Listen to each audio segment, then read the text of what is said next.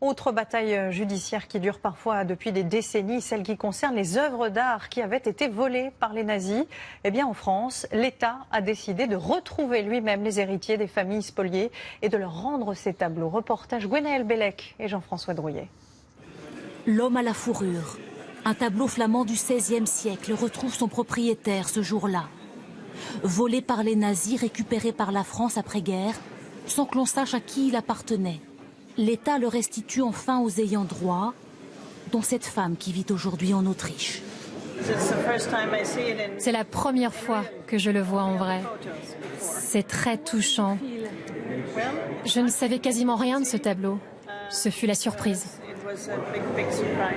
Pour remonter jusqu'à Madame Bromberg et sa famille, il a fallu de longues recherches. Au palais de justice de Paris, dans les dédales de l'état civil. Mandaté par l'État, ce jour-là, ce généalogiste recherche les ayants droit d'une autre toile dont la propriétaire a enfin été identifiée. Son acte de décès est ici. Hop, je le trouve. Et donc là, ça va nous permettre d'avoir vraiment toutes les informations essentielles qui sont comportées dans son acte de décès. La date, évidemment, le 13 janvier 1933, à 9h30, est décédé dans son domicile. Alors on a retrouvé les 5 enfants, on a retrouvé après donc les enfants des enfants. Car ici sont archivés des millions d'actes de naissance, de mariage, de décès depuis 1881. Avec ce travail de fourmi et les recherches dans les banques de données des archives départementales, 74 ayants droit ont été identifiés. Et des héritiers à l'étranger, j'en vois à Genève.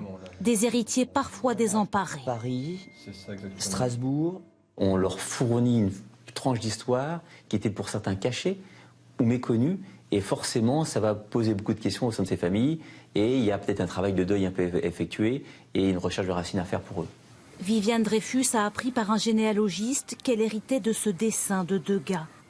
Une transmission de son père, 50 ans après sa mort. Ça a été un véritable choc, parce que je n'y croyais pas. C'était pas possible d'avoir une connaissance de quoi que ce soit, parce que mon père était dans le silence en permanence.